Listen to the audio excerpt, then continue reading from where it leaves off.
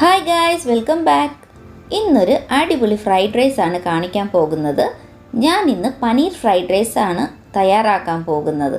പനീർ നല്ല ഹെൽത്തി ആയിട്ടുള്ളൊരു ഐറ്റമാണ്. ഇതിൽ ഒരുപാട് കാൽഷ്യം, പ്രോട്ടീൻ അടങ്ങിയിട്ടുള്ളതാണ്.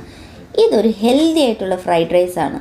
ഇത് മീഡിയം ആയിട്ടുള്ള എരിവുള്ളത് കൊണ്ട് കുട്ടികൾക്കൊക്കെ കഴിക്കാൻ ഇഷ്ടപ്പെടും. പനീരിൻ്റെ ഒപ്പം ഇതിൽ നമ്മൾ കുറച്ച് പച്ചക്കറികളും കൂടെ ചേർക്കുന്നുണ്ട്. അതുകൊണ്ട് തന്നെ ഇതൊരു വളരെ ഹെൽത്തി ആയിട്ടുള്ളൊരു ഫ്രൈഡ് റൈസാണ്. ഈ ഫ്രൈഡ് റൈസ് നമുക്ക് ലഞ്ച് ബോക്സിൽ കൊണ്ടുപോകാൻ നല്ലതാണ്. നമുക്ക് ഈ ഫ്രൈഡ് റൈസ് പ്ലെയിൻ ആയിട്ടോ അല്ലെങ്കിൽ വല്ല മഞ്ചൂരിയ ആയിട്ടോ അല്ലെങ്കിൽ ഗ്രേവി ബേസ്ഡ് കറി ആയിട്ട് നമുക്കിത് സെർവ് ചെയ്യാം. ഇതിങ്ങനെ പ്ലെയിൻ ആയിട്ട് കഴിക്കാനും വളരെ സൂപ്പറാണ്. എന്നാൽ ഇതിനായിട്ട് നമുക്ക് ആദ്യം തന്നെ ഒരു 200 ഗ്രാം പനീർ എടുക്കാം. പനീർ ഇതുപോലെ ക്യൂബ്സ് ആയിട്ട് കട്ട് ചെയ്ത് വെച്ചിട്ടുണ്ട്. എന്നിട്ടിതിൽ 1/4 ടീസ്പൂൺ ഉപ്പ്, 1/4 ടീസ്പൂൺ മഞ്ഞൾപ്പൊടി, 1/4 ടീസ്പൂൺ മുളക് പൊടി, 1 table spoon cornflour, 1 table spoon soya സോസും കൂടി ഇട്ട് നന്നായിട്ടൊന്ന് മിക്സ് ചെയ്തെടുക്കണം. പനീരിനെ നമുക്ക് ഈ പൊടിയും ഈ സോസിൽ നന്നായിട്ടൊന്ന് കോട്ട് ചെയ്തെടുക്കണം. നന്നായി മിക്സ് ആയതിന് ശേഷം നമുക്കിത് കുറച്ച് നേരം മാറ്റി വയ്ക്കാം.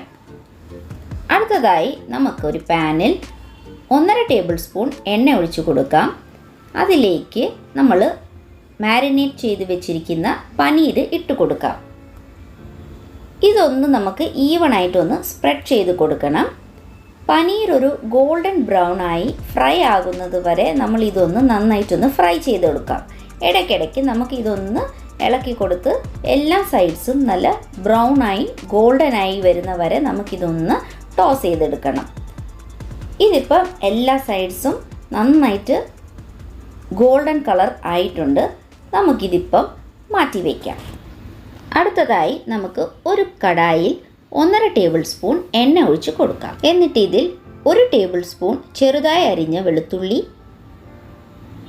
1/3 കപ്പ് അരിഞ്ഞ ഉള്ളിയില, ഇത് രണ്ടും കൂടെ ചേർത്ത് നമുക്ക് ഒന്ന് നന്നായിട്ടൊന്ന് വഴറ്റിയെടുക്കാം.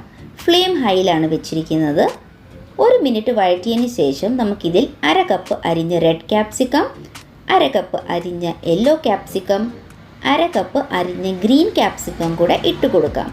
3 കളറുള്ള ക്യാപ്സിക്കം ഇടുന്നത് കൊണ്ട് ഫ്രൈഡ് റൈസ് കാണാൻ നല്ല കളർഫുള്ളായിട്ടുണ്ടാകും. അതുപോലെ തന്നെ ഈ 3 കളർഫുൾ ക്യാപ്സിക്കത്തിന് നല്ല ഗുണങ്ങളും ഉള്ളതാണ്.